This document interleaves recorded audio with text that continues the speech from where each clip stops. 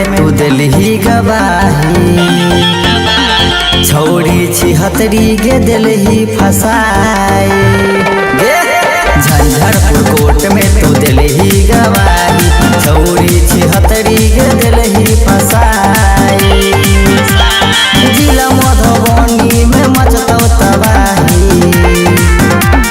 जिला मधुबनी में मचतौ तबाही। बजतौ जे भाई त जाने से जाई। झंझारपुर कोर्ट में तू दिलही गवाही, छौरी छिहत्तरी गे दिलही फसाई।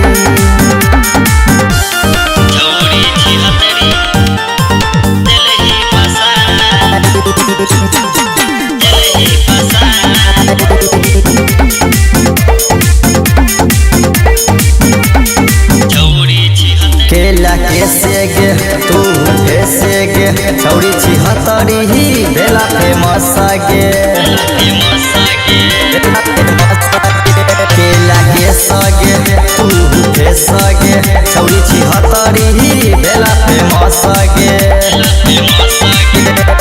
तोरे चक्कर में गे मचतौ तबाही, बजतौ जे भाई त जाने से जाई। झंझारपुर कोर्ट में तू दिलही गवाही, छौरी खेलकरी गे दिलही फसाई। मधुबनी कोर्ट में तू दिलही गवाही, छौरी छिहत्तरी गे दिलही फसाई।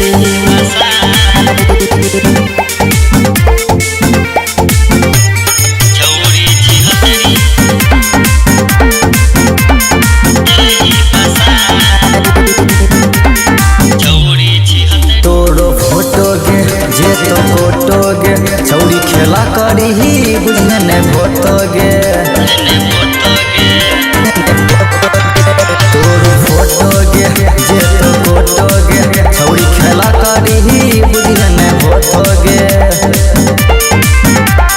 कोटो तो छौरी गे हमारे जमीन में, पुलिस दरोगा